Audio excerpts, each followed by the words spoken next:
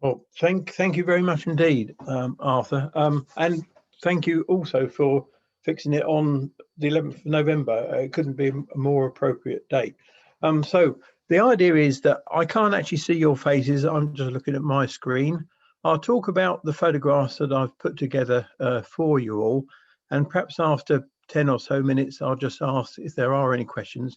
But I think there's also a chat box, and I think Arthur is going to monitor that, and he can let me know if there are any questions as we go through. So start off. So you should be able to see an image of some soldiers, and actually these are soldiers in Mons in Belgium in August 1914, so right at the very beginning of the war. And we move on to the second picture because there's another group of soldiers again in Mons in 1914. And I suppose the thing that we should remember here, that by the end of 1914, probably most of the people you can see here had been killed or been wounded. So there was a great loss of life during the First World War. Of course, as soon as war was declared, they started to recruit. So posters like this went up all over the UK. And in fact, this is a scene from the Birmingham Museum and Art Gallery, which in August 1914 became a recruiting office. And so these are people signing on in Birmingham. And here's a picture of Birmingham New Street Station as it was in 1914. And these are the men of the 6th Battalion of the Warwickshire Regiment coming back from their camp, ready to go to the front. This is a picture a bit later on in the war. You can tell it's a bit later on because you can see this chap is wearing a tin hat. And a tin hat didn't come in until the very start of 1915, simply because so many people were being wounded and killed by shrapnel. And so you can tell that's after the start of 1915. And here we can see the conditions particularly in Belgium, but in France as well, absolutely terrible. Here you can see that there are some trucks, a truck in the background, another vehicle, but of course they couldn't go across the terrain that a lot of the places in Belgium and France ended up. And so here you can see horses and mules taking munitions up to the front. And they're the only things that could get through. Of course, so many animals were maimed and killed as well during the war. But these are actually shells, you can see, strapped onto these mules. And here we can see, this is 1918, some troops ready to go into battle. See, they look pretty tough lot, these Lancashire Fusiliers they are. And of course, what happened was very many people got wounded. And here's bringing a wounded soldier back in. But you can see the desolation of, this is a picture from the Western Front, but blasted trees and shrubs, terrible conditions that people had to survive in. And of course, it led to many casualties. And so here's a picture. This is taken in 1920, and this is actually Hugh Crater Cemetery, which is just to the east of Ypres. A very large cemetery, a concentration cemetery, and that's where bodies were taken from the battlefields and actually buried in rows, straight rows. And you can tell a concentration cemetery because they're very well ordered. And this is a picture almost from the same angle of what that particular cemetery looks like today. And here you can see the standard pattern Commonwealth headstones and the cross of sacrifice at the end, the top of the hill. And we'll talk about the bits that make up the cemetery as we go through. Some person said to me, "Oh, I suppose you visited the few cemeteries that there are in France and Belgium." And I said, "What do you mean few? There's absolutely hundreds and hundreds and hundreds." And so this is just one of the many cemeteries over there. This is the very small cemetery, Warwick Copse. And here you can see actually there's 40 graves in this row. 38 of them are identified. They know who's buried there. 2 of them are unidentified, and we'll talk about that shortly. This is actually by a railway cutting. You can see the overhead wires running along there. But buried here is quite a well-known ringing name, and this is Second Lieutenant Harry Washbrook. He was one of the sons of James W. Washbrook, famous ringer and composer. He had 4 sons. 3 were killed during the First World War. Harry was one of them. As you can see, 22nd of August 1918, very close to the end of the war, but aged just 22. One of his brothers, Walter, is buried in this cemetery here. This is the Canadian No. 2 cemetery, very close to Vimy Ridge. And as you can see, it's a very extensive cemetery with 2,000 graves. And as I say, Harry's brother is buried here, but there is one other bell ringer buried in this cemetery as well. So just 2 out of the around about 1,800 that are actually buried here.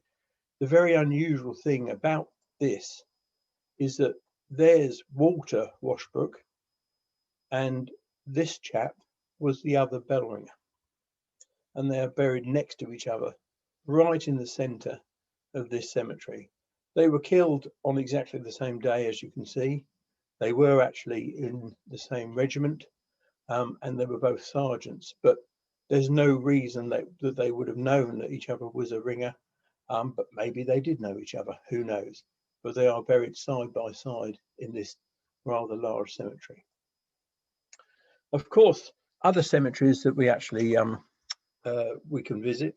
This is the cemetery at Tynecott, and this is actually the largest Commonwealth War Grave cemetery by number of burials in the world.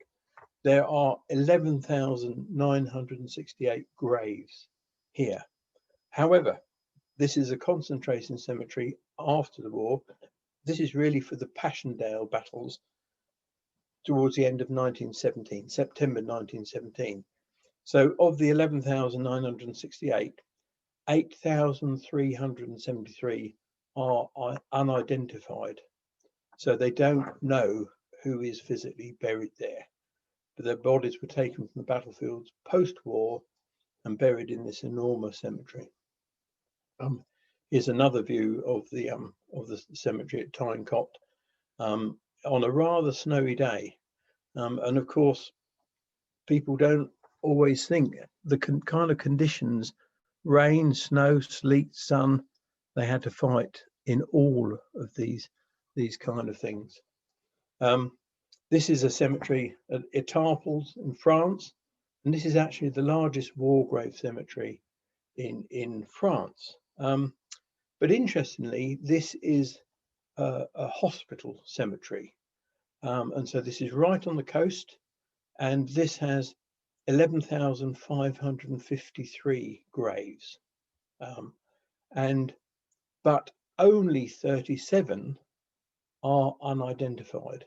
So they know the identity of all but 57 in this cemetery. Of course, by the time you got back to a hospital, they knew who you were. And this is another view of the Ital Cemetery, and here you can see how the actual gravestones are made up. You have the regimental crest, you have the number, the rank, the name, and then the dates of death. Sometimes they have an age, but they don't always have an age. And down the bottom here, you can see right in the middle there, that's a family inscription. Not every single grave has that, and it's actually because the families had to pay for that additional inscription, and many didn't have the wherewithal to actually do that. So you'll see some graves without the family inscription at the bottom. Of course, because the cemeteries are so enormous, if you went seeking out a grave, you'd really need to know exactly where you were headed. So Warry Copse, the small cemetery, you could easily find it. But if you went to Ital, and this is the plan of Ital, and you were looking for somebody in plot 5, you'd need to know where you were headed. So the War Graves Commission allow you to download these plans of the cemetery, and you can see Boulogne that way and the Tarples down to the south. So that's you definitely need to have a plan if you were going to visit somebody who was buried at the Tarples. Now, here's another little cemetery, Monte Novelli Road Cemetery, again in France, and this is from the road looking up to the Cross of Sacrifice up here. And here you can see the graves. There's 470 graves here. 61 of them are unidentified, but there's also 27 German graves, which are in a little section at the top of the cemetery. And the reason I'm showing is that is because this chap, Walter Gossage, is actually buried here, and he was a ringer at St Chad's Cathedral in Birmingham. We know a little bit more about him. We know that this is his first peal, in actual fact. So rang in 1912.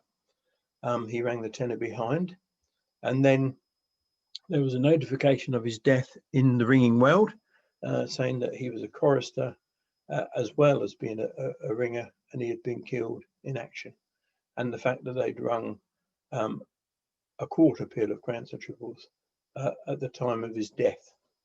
And 100 years later on, this is the kind of information that we now try and find about these ringers. So all we knew that his name was W. Gossage, he was a ringer in Birmingham, and he belonged to the St Martin's Guild.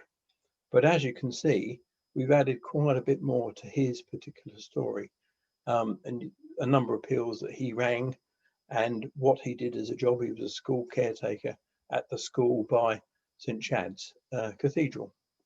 And 100 years on, this was rung at St Chad's to commemorate his death. So exactly 100 years later, and very close by at Harborne, they also remembered Walter with a quarter bill of grants and triples. And this was very important to me, that we try and commemorate the ringers, and around about 70% of those in the book were actually remembered on or close to the day that they were actually died or were killed in action. Wanted to tell you a little bit about the cemeteries, and so we've talked about unidentified graves, and this of course is one, and they simply say a soldier of the Great War known unto God.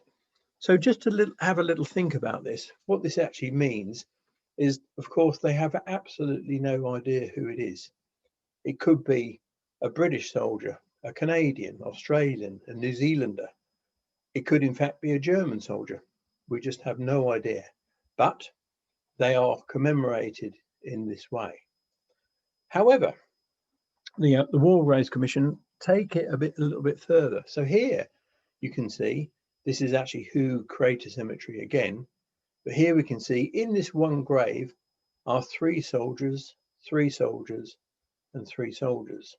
Often this is because they were buried together and they couldn't identify which bits were which, or in fact they were blown up and they could identify that there were 3 bodies, but they couldn't differentiate them, so they're buried. I've seen graves that say 9 soldiers, 12 soldiers of the Great War, but whatever they could identify, they recorded.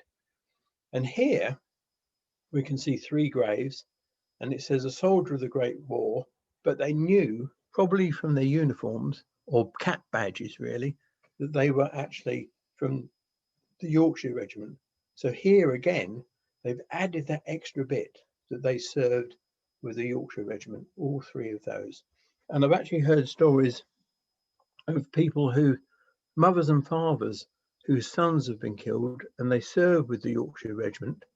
They would go to a close by cemetery and maybe identify one of these graves as potentially where their son is buried, and have kind of adopted that grave as where their son may actually be. Here, another slight difference. So a British officer, captain of the Great War, generally from the uniform, they've identified that he had the rank of captain. And so they've added that to the grave to give as much information as possible. Here we see a New Zealander and an Australian soldier. They don't know who they are exactly, but they knew one was a New Zealander, one was Australian, probably from the uniform, and this one, King's Own Scottish Borderers, a soldier of the Great War.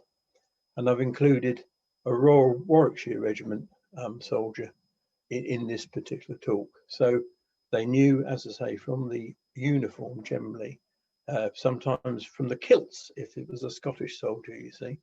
But that's what they do. So they try and record as much information as they can if they don't know actually who it is that's buried there. But of course, we also have the monuments to the missing. And so this is the Menin Gate in Ypres. And this has 54,370 names on panels inside and up here on the gate. So that's 54,370 people who have no known grave. So they are remembered on this particular memorial, a memorial to the missing. And if we look at this is the panel that's engraved above the entrance to the gate. And I'll read it for you. Here are recorded names of officers and men who fell in the Ypres salient, but to whom the fortune of war denied the known and honoured burial given to their comrades in death. So I think that explains precisely what these memorials are. So they simply don't know where these people are buried. Of course, they may well have a grave that says a soldier of the Great War, but they don't know who's buried actually there. So 54,370 on that memorial. At Tynecott Cemetery, there's also the Tynecott Memorial here, and that has 34,951 names. And as you saw on the Menin Gate, they are geographically differentiated. So these people who were remembered at Tynecott would have actually been killed in this vicinity, often between particular dates. And then here we go to Turkey. This is on the Gallipoli Peninsula, and this is known as the Hellers Memorial. This has 20,950 names on the panels, you can see, going all around the monument here. And in particular, there's this chap here. His name's Tom Turner, and he was a ringer at Solihull. And again, he has no known grave, and so his name has been inscribed under his regiment on this particular memorial in Gallipoli in Turkey. This is one of his military records, and you can see he was a Royal Warwickshire 7070, Private Tom Turner. You can see that he was married on the 24th of April 1915, but as you can see above, on the 10th of August 1915, so not even 4 months later, he was reported missing in action, killed in action. And so sadly, he never got back home. This is Tom. There's this photograph appears in the ringing room in Solihull, and there he is, good-looking chap with his Lee Enfield rifle there. They rang a memorial peal at Solihull to him, and this is the pealboard that appears in the tower.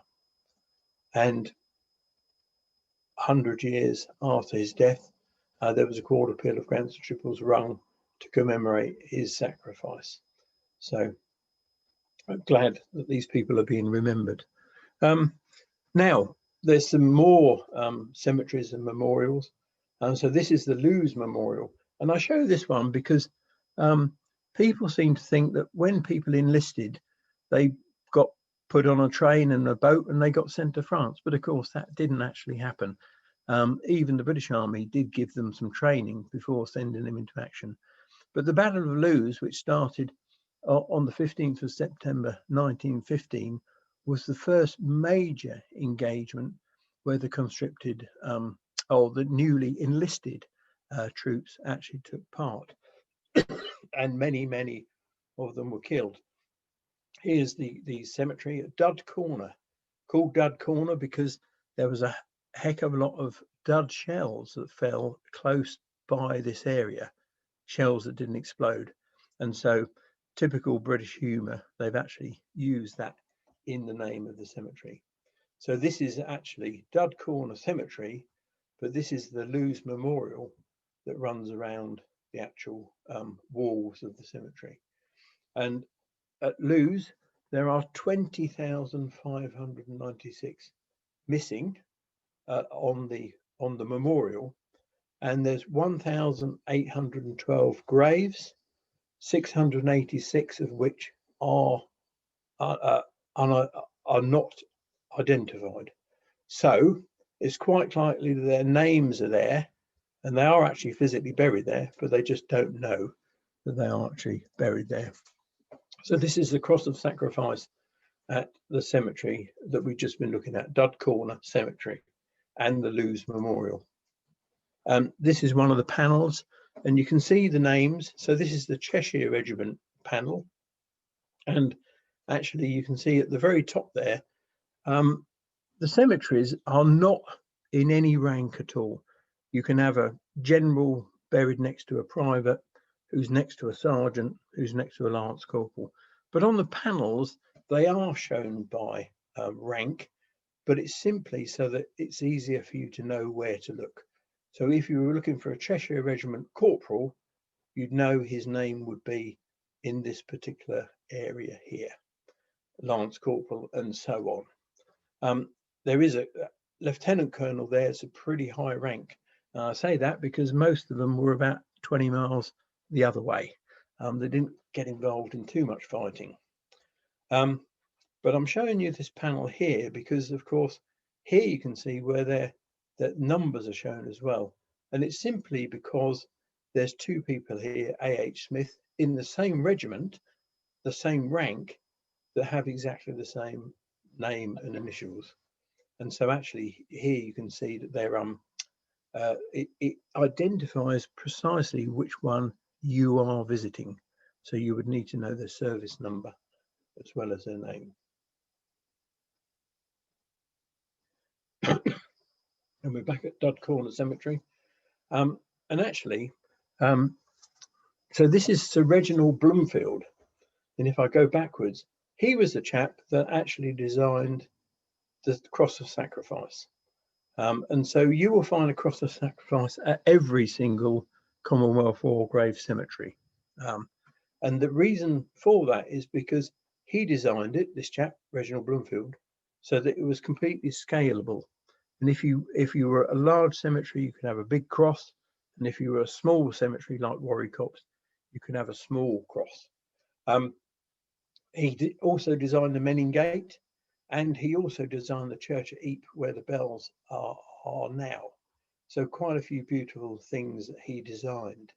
However, not everything he designed was beautiful, because he actually was the first person to design electricity pylons. So these are actually some of Sir Reginald Bloomfield's work as well. This is the Stone of Remembrance, and you won't see this every single cemetery. And this is the chap. This is Edwin Lutyens. He designed the stone, but unfortunately, when they said that the War Graves Commission, Imperial War Graves Commission, as it was in those days, said that they felt that this stone would overpower certain cemeteries because they're very small and it was very big. But he said, no, that's how big it should be. So the War Graves Commission decided that any cemetery, give or take, with fewer than 500 graves, wouldn't have a Stone of Remembrance. There's quite a few people who say that as they cost £500 a time, it was more a financial decision than actually because of the scale of the thing. But we'll leave that to you to decide. And of course, back home, people are remembered on war memorials. And this is actually the war memorial in Solihull. And I'm showing you now a panel of one of the panels, and here you can see that it shows the rank, It shows a Christian name and the surname, and then the regiment they actually served in. So this for researchers on the Great War, this is very very good to have, because in our roll of honour, as you'll see, we simply have initial, surname, a tower, and of course a guild or association. So here this gives us much more information if we're struggling to find them. This is another example of a war memorial. This one has a rank, surname, Christian name, and the regiment that they served in. So again, this is very handy. This is actually a war memorial at Hanbury, not far down the road, down in Worcestershire. And of course, some guilds and associations actually have published rolls of honour, people who, their members who were killed during the war. And this is the war memorial at Winchester Cathedral, commemorating the First World War casualties, Great War, and the Second World War casualties. That's in the ring chamber of Winchester Cathedral. But now I'll come on to the chap who actually started to gather the names for the roll of honour. So this is Cyril Jenkins, the chap on the right, and his wife, Olive Mary Jenkins. He came from East Garston near Newbury in Berkshire, but he'd seen some service in the First World War as a chaplain. And he was actually awarded the Military Cross. And this is difficult to read, but for conspicuous gallantry and devotion to duty during operations. When one of the batteries was heavily shelled, he went out at once under shell fire and assisted the medical officer with the wounded. On another occasion, he did fine and gallant work under fire. And as you can see, it says Mesnil, which is a famous battlefield in France on the Somme, August and September 1916. And this was the citation for his military cross. And this is actually his military cross. He was awarded that, as you can see, during the First World War, and it's now been presented to the Oxford Diocesan Guild, and they have it in their library. But this is actually Cyril Jenkins' military cross. And these are the miniature medals that he actually, for dress medals that you'd wear at dinners and things like that. So obviously the military cross. And we'll just go through these. So this is the 1914 Star, Pip. This one is the British War Medal, Squeak. And this is the Victory Medal, Wilfred. So you may have heard that, Pip, Squeak, and Wilfred. So they're the three medals. This means that he served early in the war, because you got that for serving 1914 and part of 1915. Also, this leaf that you can see on the Victory Medal actually means that he was mentioned in dispatches as well. So everything has a particular significance. So Pip, Squeak, Wilfred. And this is his memorial in Oxford, in the cloister at Oxford Cathedral, shown as Master of the Oxford Diocesan Guild, MAMC. So remembering his military cross. And this chap, I'm showing you a picture here. This is a chap called William Barnsley Allen. And he served during the First World War. He wasn't a bell ringer, but he was awarded the Victoria Cross. And if you remember in Cyril Jenkins' citation, it mentioned assisting a medical officer.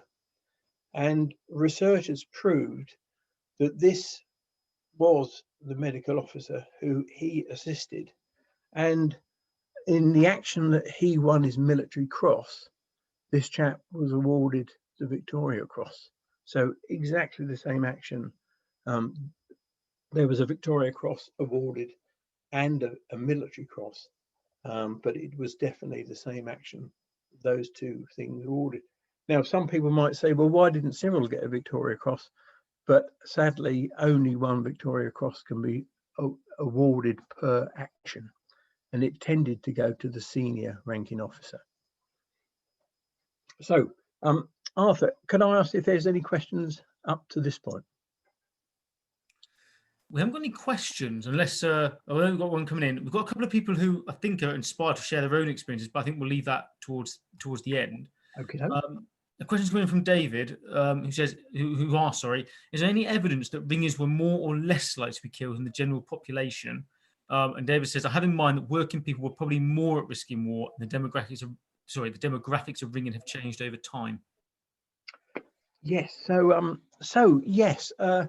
I think you literally took your life into your own hands.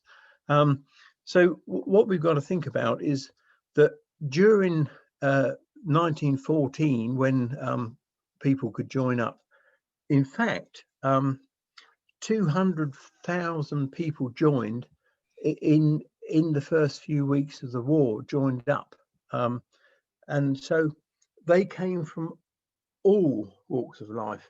Now, people say, some of the farming kind of things were exempt from military service, miners. But of course, you have to think about the conditions at the time. And so they were very poor conditions that they worked in and were generally paid very little. So all your friends were joining up and going off on an adventure that was going to be over by Christmas anyway. So why wouldn't you want to go and join? So I don't think there was any, people just joined up and they went off. And if they were unlucky, then sadly they got killed. But I don't think, I'd like to think that ringers joined up in their thousands, which we know that they actually did, like the rest of the population. Hope that makes sense. Yeah, there's no examples, Alan, of ringing Powell's battalions, are there? No, there was one suggested, and Cyril Johnson, the bell founder of Croydon, who was a captain in the Great War, did actually suggest that that perhaps one could be formed. But I think based on the experience of other Powell's battalions, we can probably be quite grateful that it never actually came into being. Yeah, thank you. That's really interesting. If anyone has any questions that's relevant to what Alan's talked about so far, now's a good time to either unmute yourself or raise your hand. I've got a question. Yeah. When you showed the war graves, the big cemeteries, we see the graves are in sort of in ranks, in very, very straight lines. However, sometimes they're not actually equally spaced. I'm sure there must be a reason for this, because I'm sure that with the straightness of the lines, it would have been perfectly possible for them to get them very evenly spaced in the line. But then I'm guessing there must be some significance to the spacings. Absolutely. So a lot of the big concentration cemeteries like Tynecott, often they are pretty evenly spaced, but not all the time. But you'll find some cemeteries, particularly around hospitals, casualty clearing stations, where the stones are actually right next to each other. There's no gap at all, and that is simply because bodies were often put 1, 2, 3 on top of each other, because there were so many that needed to be buried. So that they do try and align the stone with the grave. But I'll tell you a little thing that you notice if you wander around your local municipal cemetery, you will see gravestones that are at every single kind of angle but straight. And it's actually because the War Graves Commission lay a big measure of concrete in which the stones are set. And actually, they're about 18 inches behind where the grave actually ends. So you tend not to get as much subsidence as you do as people can see at regular cemeteries, churchyards and things like that. So they do try to marry them up, but it doesn't always work, if that makes sense. Yeah, thanks, Alan. Mm-hmm. Thank you. Okay. So now we move on to the actual rolls of honour. So this is the front page of the 1924 original Roll of Honour. Now, as I say, Cyril Jenkins, it was his idea that they actually gathered the names together, and he was a bigwig in the Central Council, and so it was decided they would gather all the names, and in the meantime decide what to do with them. So unfortunately, what happened was that the Central Council and Cyril Jenkins, he wrote to all of the affiliated guilds and associations, asking for them to send names, the tower that they rang at, and obviously the guild or association that they belonged to. But unfortunately, that meant that if you were in an area where your particular guild or association wasn't affiliated, you never got written to. And indeed, if you rang at a tower that wasn't affiliated to your local guild association that was affiliated, you tended not to find out about it either.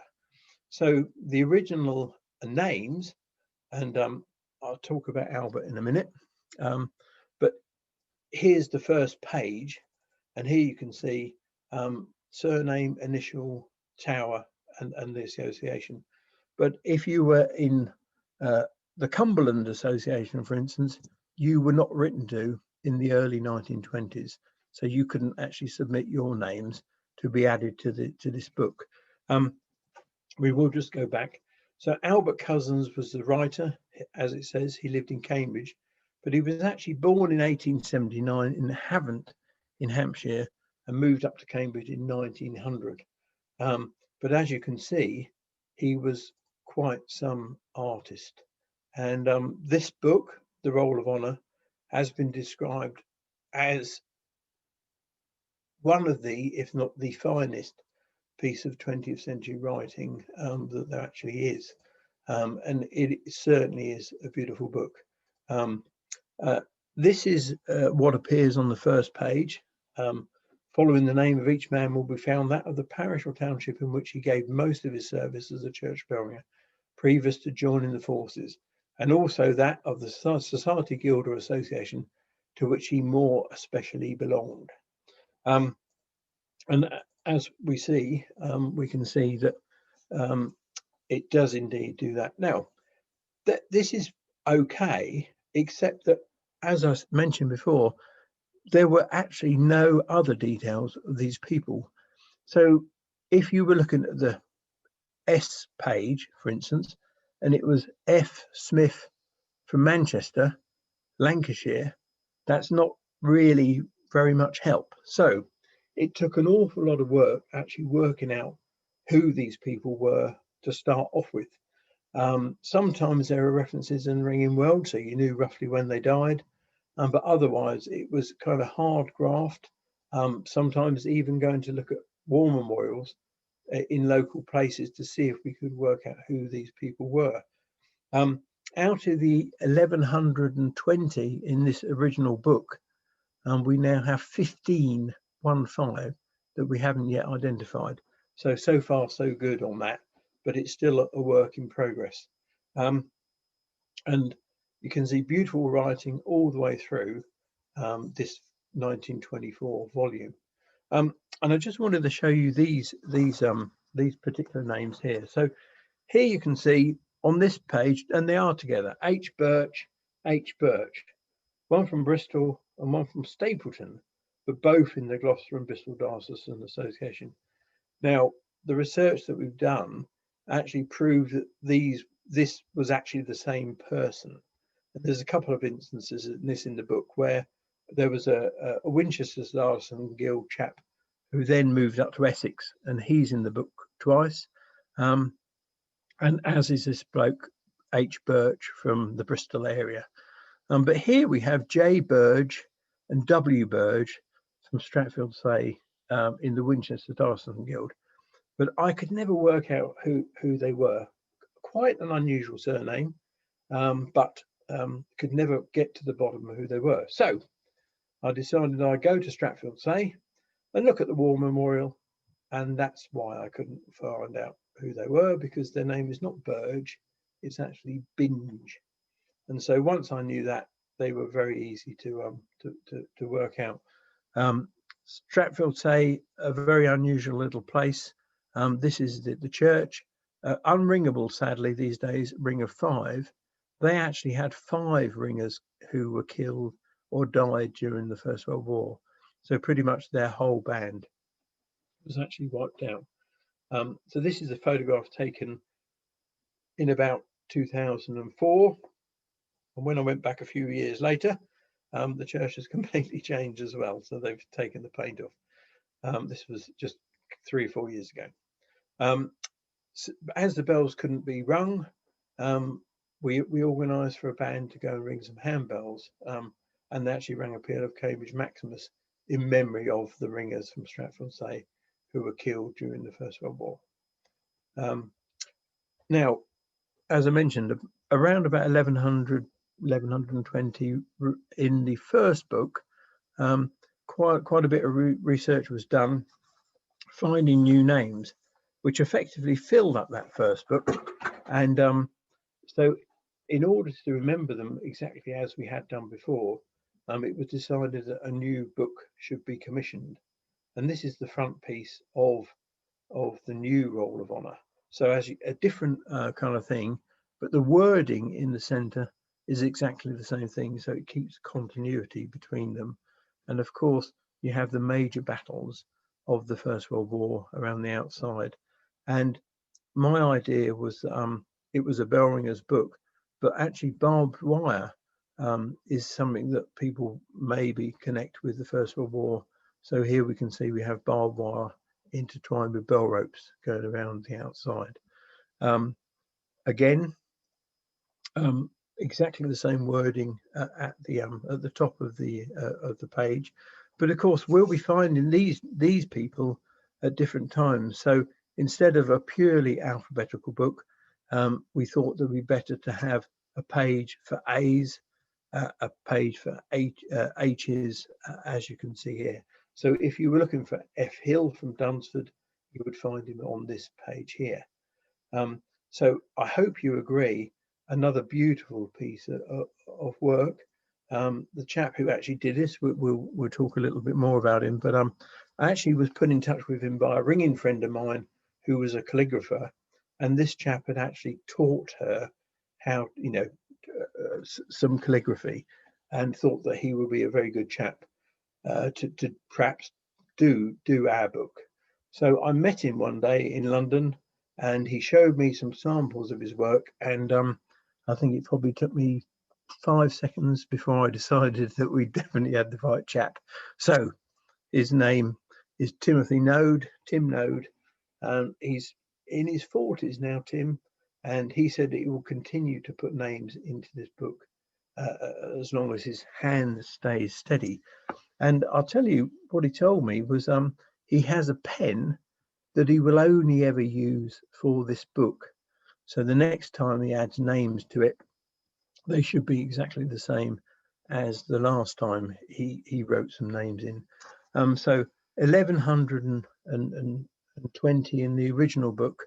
There are now, there's quite a few names to be added to this book, but we now have 1,637 names of ringers who died during the First World War.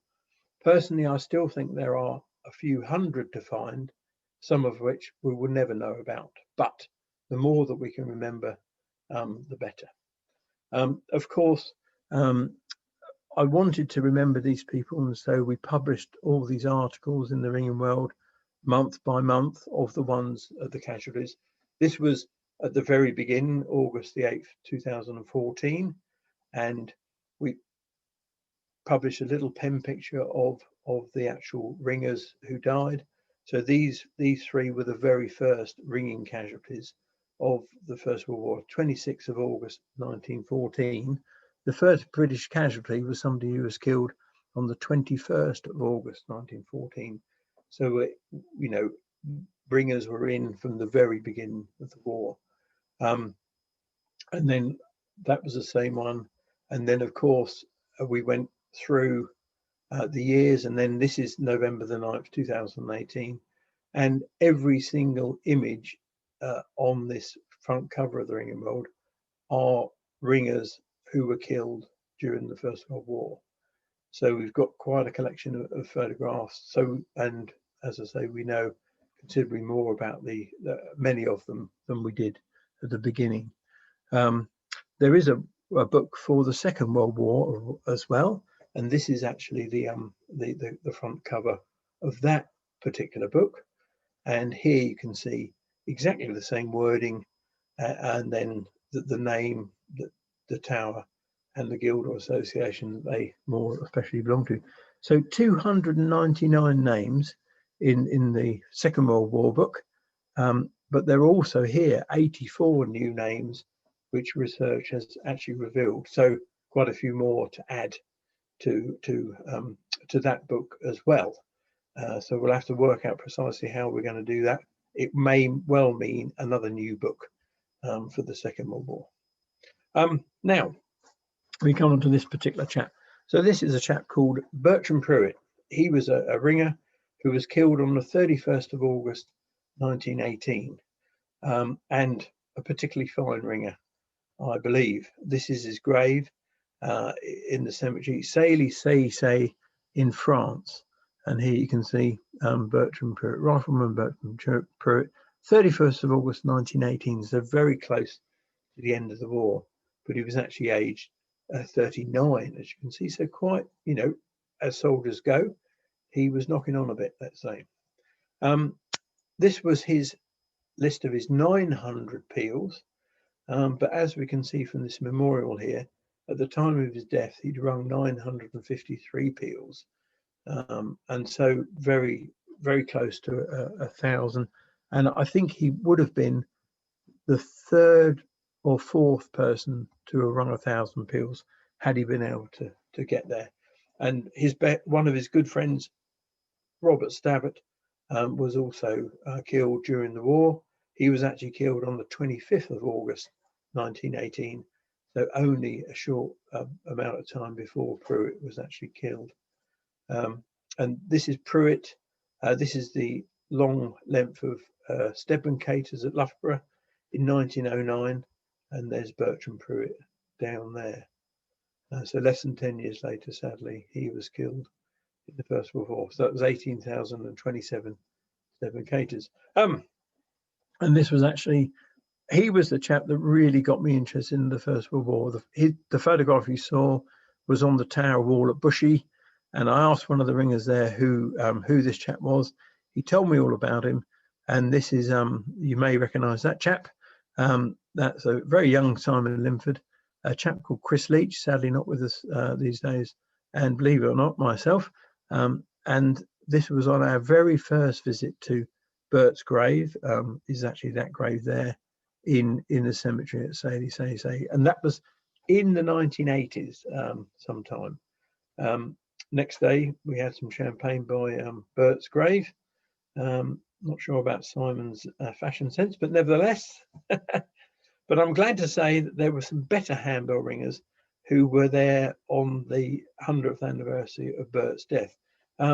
Quite a few of Bert's peals were of Stedman, handbell peals, sorry, Stedman triples, Stedman Caters and 7 sinks, and this band attempted a pair of Stedman Caters on the centenary of his death in the cemetery. We come back to, and that, with that, starting with that visit, I then started to visit often Belgium and France, looking at graves of ringers. And this is obviously the Menin Gate in Ypres. And here you can see the cloth hall just behind. And this is what the cloth hall looked like in 1920. So you can see the damage that was done to Ypres.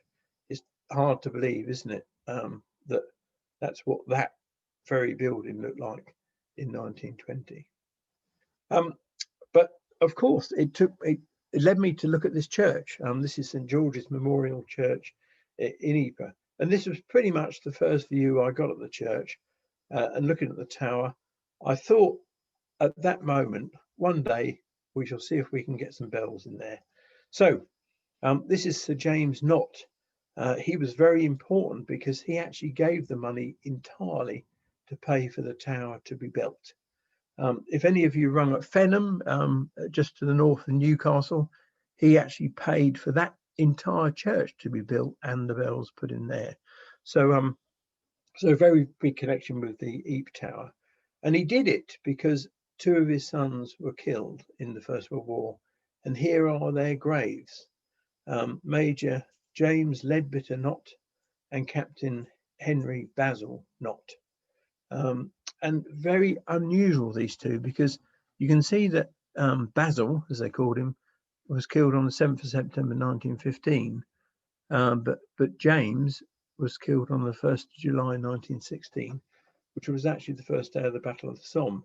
Now, Basil was killed in Ypres and is buried in Ypres Reservoir Cemetery here. But James was killed at the Battle of the Somme and was buried in a small cemetery on the Somme battlefield, which is exactly 58 3/4 miles south of where his brother was buried. But such was the influence of his father, he managed to convince the authorities that James's remains should be bought and buried next to his brother in Ypres. And it's the only instance we know of that this has actually happened. And if you look at the family inscription, devoted in life, in death, not divided. So the 2 boys were laid to rest together in Ypres. And it's the closest cemetery to the church in Ypres, St. George's Memorial Church. And here are the 2 boys. So they're photographs of them. And this is the church in Ypres. Every single stick of furniture, window, is a memorial to an individual or a regiment. And here are some of the plaques. So the Queen's Own Cameron Highlanders, an individual Tom Norton, Liverpool Scottish, and you name it, they are remembered in this church. And schools as well have memorials there. But I want to take you up the ringing room. Claire, you might not recognise this, but this is what the entrance used to look like. This is what the ringing room used to look like. So it was just a rubbish dump. Anything that they didn't need in the church, they took up and dumped it in the ringing room. We had some inspections done. This is actually Adrian Dempster, just over there doing his structural survey for us. We got some fundraising leaflets together so that we could ask if we could get some money together. We were given a set of handbells as well. Taylor's did us a nice engineering drawing. And during a peel one day, I was thinking about how we might be able to put some, have these bells slightly different. And so that's where this poppy border for the bells actually came from. The bells were cast at Loughborough, and was great days, 3 different castings. This is the foundry master, and they still give them beer after every casting because they tell me it's thirsty work. Here's a group of interested parties and donors at the bell foundry. Oh, you may be interested, that's Sir Dominic Cadbury in actual fact, so I think he has some Birmingham connections. David Town from Northampton actually offered to make us the wheels, and so this is David with the complete set that he made. Fantastic, beautiful job. Sound control was made by Ian Staves and David from Northampton. This was them doing some fitting in the tower. These are the bells being tuned at Loughborough, and this was the open day. Maybe some of you actually went along to that, but you can see the poppy motifs in the bells. But beautiful, beautiful job. Because it's a brick tower, it was decided to have this wooden ring beam to stop the reverberation through. It's worked in the ringing room, but sadly not in the church. Now, the ringing room, as you saw, was a pretty messy kind of affair.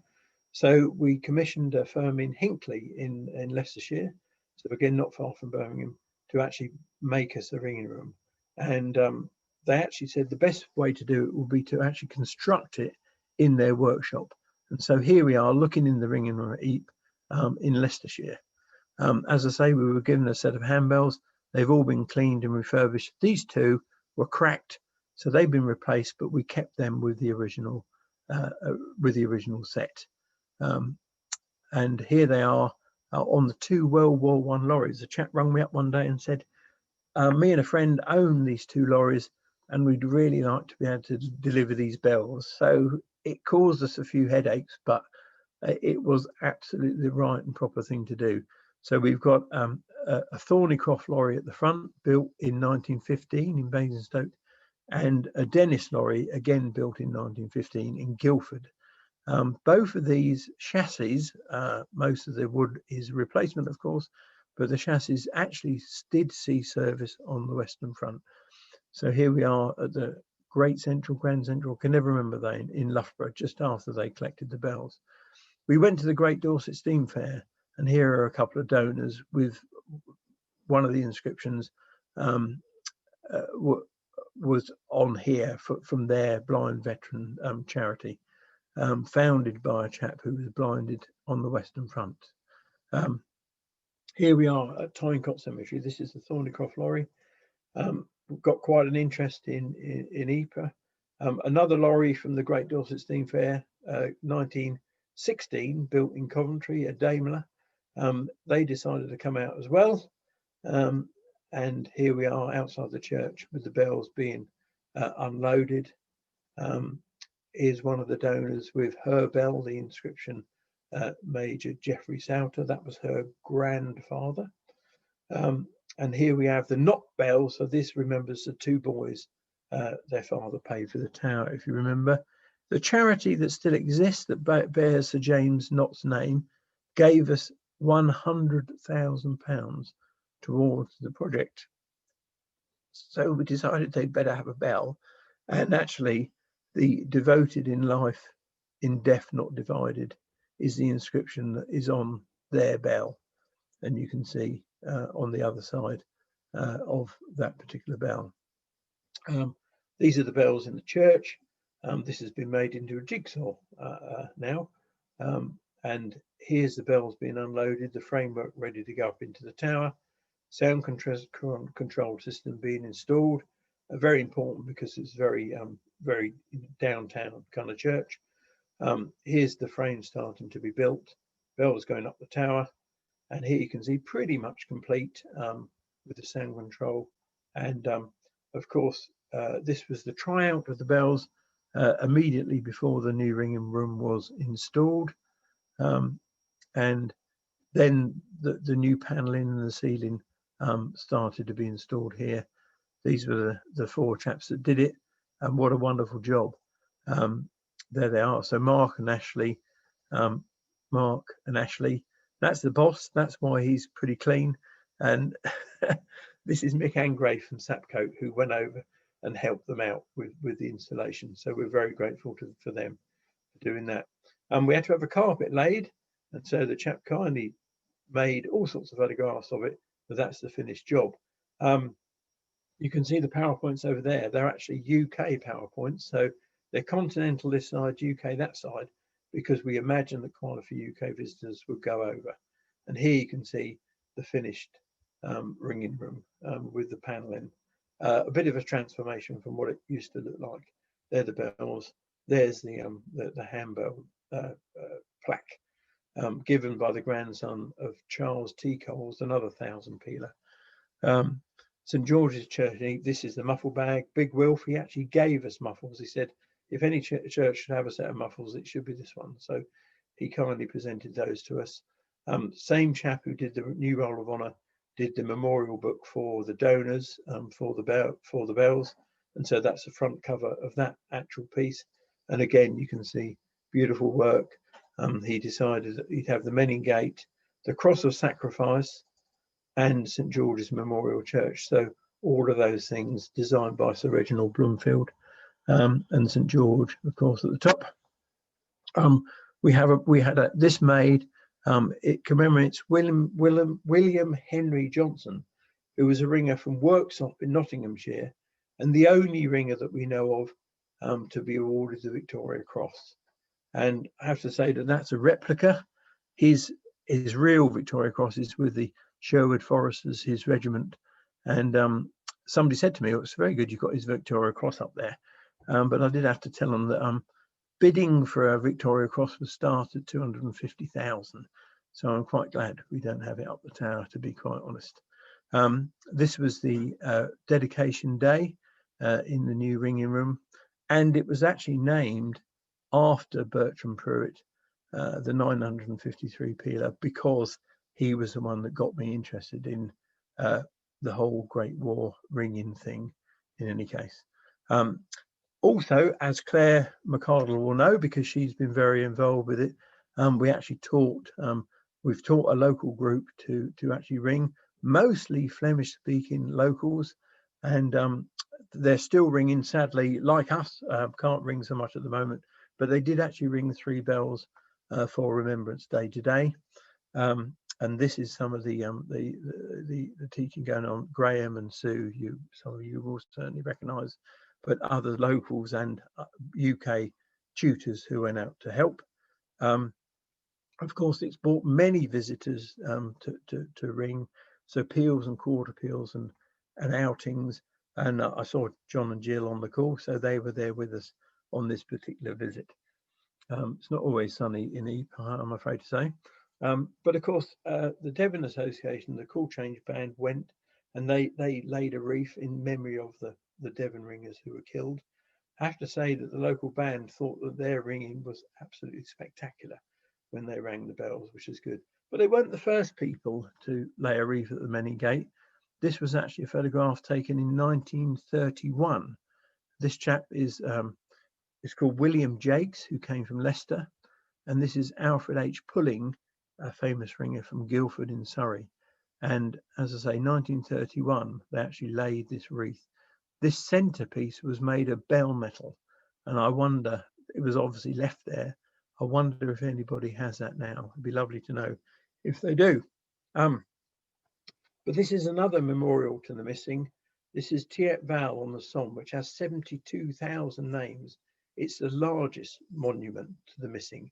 And so the names are engraved on these piers here. This is the Somme Battlefield Memorial.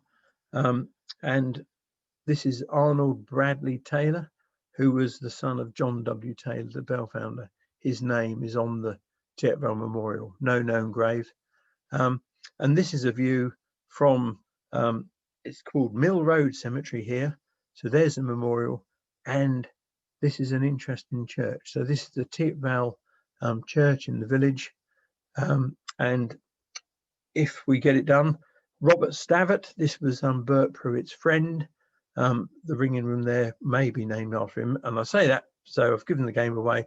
This is Robert Stavert and Bert Pruitt, Hillsborough, Northern Ireland, 1909. But the tower here, we've already had it surveyed, and there's potential for a ring of 10 bells to be installed here. The reason being that Ypres was effectively the northern end of the British line, Tiet Val was the southern end, and so we thought it would be very fitting if we could actually get another ring of bells in there. You saw what the ringing room at Ypres looked like. Well, this is what the ringing room at Tiet Val looks like now. So hopefully, if you do see it in the future and perhaps get to ring there, it will look better than that. So fingers crossed. So that's the end of my talk. I'll stop sharing and then we can see you all. Alan, that was absolutely fascinating. Thank you so much for leading us through that. You know, as a history teacher myself, one of the challenges we have is to try and really try and lift off the page the statistics that we tell our students, and try and make our students know that these are real lives that people led. And I think the work you've done, whether that's putting new bells in at St George's or the new project that sounds very exciting, or the work you've done with the Ringing World, and obviously the research journal or ringing handbell peals, all of that stuff is so important in promoting that actually, these ringers were individuals, and brothers and sons and fathers and so on and so forth. And that's such an important piece of work. So thank you for tonight, and thank you for all the work you've done. As in your role as Steward of the Roll of Honours. I think it's it's incredible. Pleasure. We have a couple of people who were keen, I think, possibly just to share some of their experiences. So Jonathan Townsend, I don't know if you put in the chat box about your grandfather. I know you wrote some stuff for the Ringing World on your grandfather. I don't know if you want to just spend a few minutes. You don't have to, but put you on the spot a little bit. But I don't know if you want to share anything there. I wasn't expecting that, but my grandfather was a ringer from Rugeley in Staffordshire, where he ran a couple of peals. And in 1917, he was at Ypres, fought at the Battle of Ypres on his horse, which was called Fantail. And as he was charging into a village called Monte, the Germans machine gunned him, or missed him, fortunately, but got his horse. And his horse died, and then he survived the war and came home to then teach my dad to ring, and he then taught me to ring. So that's my little story. Okay, wonderful, wonderful. Thanks, Jonathan. Claire, you talked about perhaps sharing your experiences from Harborne. I think Claire's gone, actually. That was...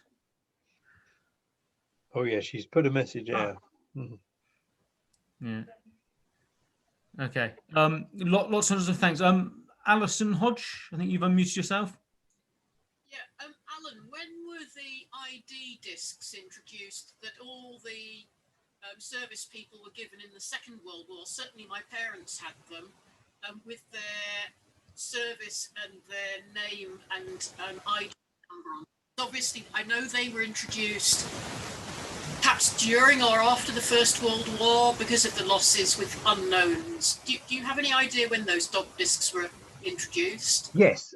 So they may have been introduced just before the First World War, but in actual fact, during the First World War, individual soldiers were only given one, and unfortunately, that was taken off when their body was, to identify that they'd been killed, and then their body was buried, and often a cross put in and their name was written on it. But of course, in future fighting, sometimes those graves got lost, and that was a challenge. The bodies may have been found some years later, but they didn't know who they were. And so in the Second World War and beyond, soldiers have two dog tags. One's taken off when they're found, but the other remains with them so that in the future they can be identified. So that's the story.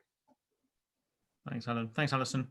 There's a question in the chat box, Alan. Simon Ridley says, first of all, a lovely comment for you. A lifetime of work has clearly been undertaken to bring together what you have shown us tonight.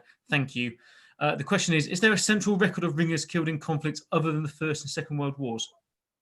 Well, very interesting. So to our knowledge, there were a couple of ringers that we know of who were killed during the Boer War, but only a couple.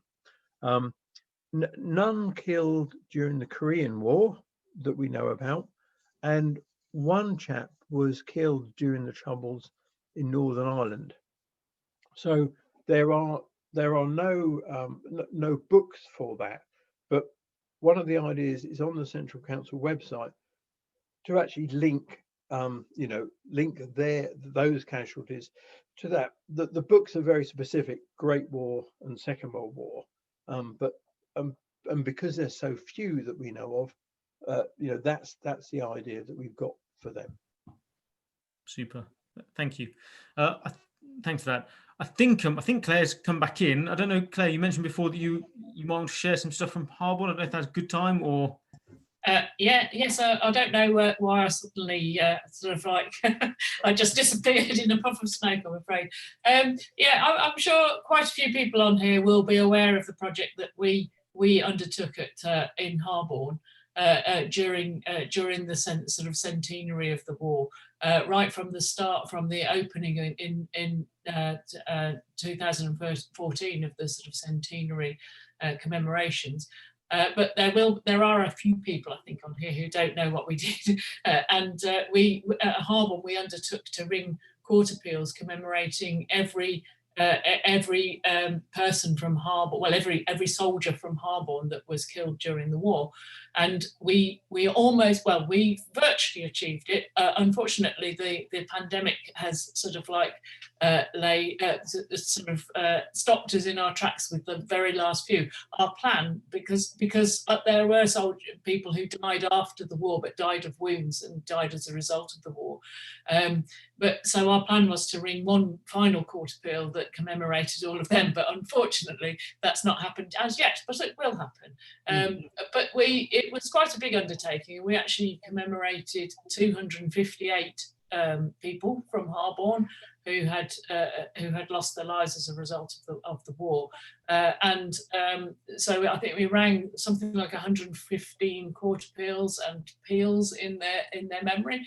But one of the things that I did in my first trip over to Ypres, when I went over there helping to teach the band, as I discovered that just about a 45-minute drive away in France, a ringer from Harborne was commemorated at La Pogneuil Cemetery. So William Henry Keyes, who was a St Martin's Guild member and ringer at Harborne, and I, if I'm allowed to share my screen, I got just 2 or 3 photographs that I'd quite like to show. So the first one is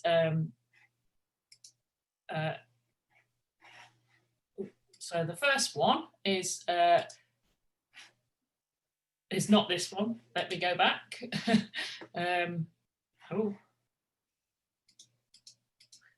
This is the first one.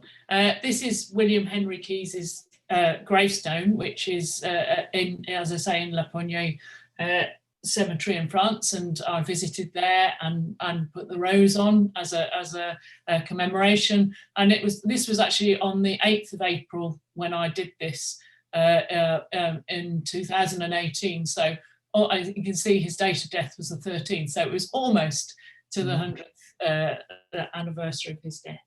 And the next photograph that I've got here is, if anybody's been up to Harborne's ringing chamber, you might be aware that we have a peal board up there, where 2 peals commemorating the end of the war and the subsequent signing of the Treaty of Versailles is up there. And as part of our project, we rang 2 peals to commemorate the 100th anniversary of both of the events too. And I'm really pleased to say that at this weekend, I got an email through from Maggie Willans, who has created as a board for those 2 peals. So just in time for Remembrance Sunday, I received an email with this photograph, and that is our peal board that will go up at Harborne as soon as we're able to. But that's a really nice replica of the original peal board, and we should be able to hang them, this one below the one I showed you earlier. So that's my little contribution. That's wonderful, Claire. Thank you for that. Brilliant. Well done. Sorry, Alan, a question's come in. There's lots and lots of thanks by the way in the chat box, so please make sure you have a look at that. Chris asks, so thank you for an excellent presentation. Are there many known ringers you are yet to locate or research, and a new fallen ring is still being discovered? Yes, so there's just 15 from the original 1924 book that we haven't quite worked out exactly who they are. And what I mean by that is I'm trying to establish if they have a Commonwealth War Grave record. And it's often because they are A. Smith from Peterborough, and it's a bit of a challenge. But certainly we're finding new ones. A chap called David Willis, who was a ringer from down in Devon, sadly passed away, but he was doing a lot of research in newspapers. So lots of newspapers available online now, and using keywords like bell ringer, ringer.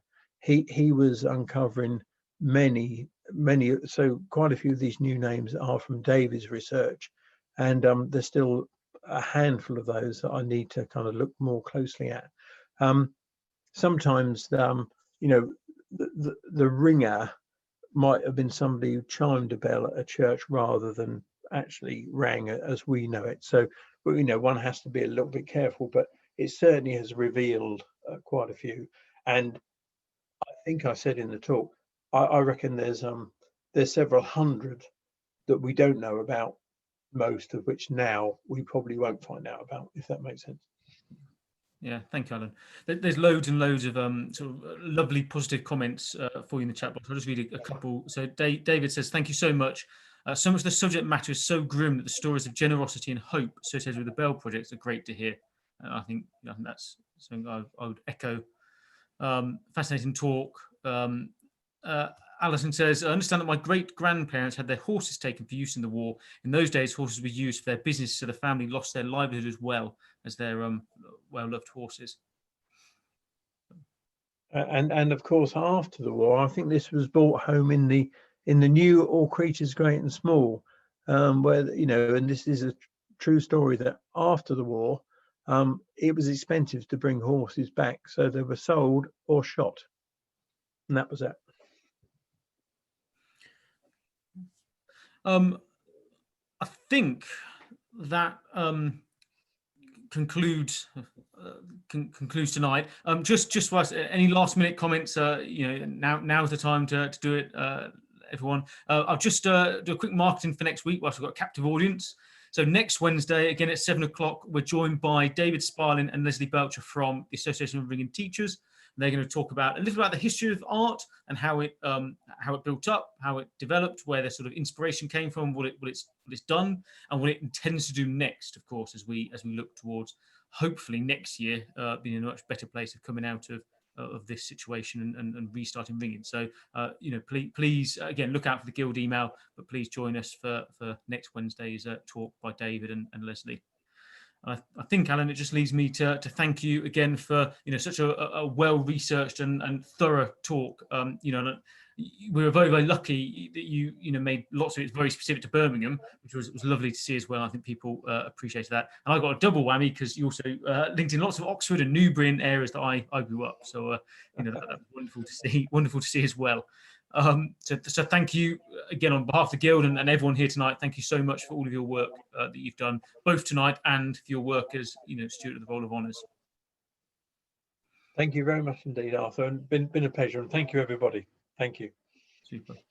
So on that note, I will again please have a look at the chat box, Alan. There's loads of lovely thanks coming in, and I will stop the recording and end the meeting in the next sort of minute or so. Thank you, and take care, everyone. Thank you. Bye-bye.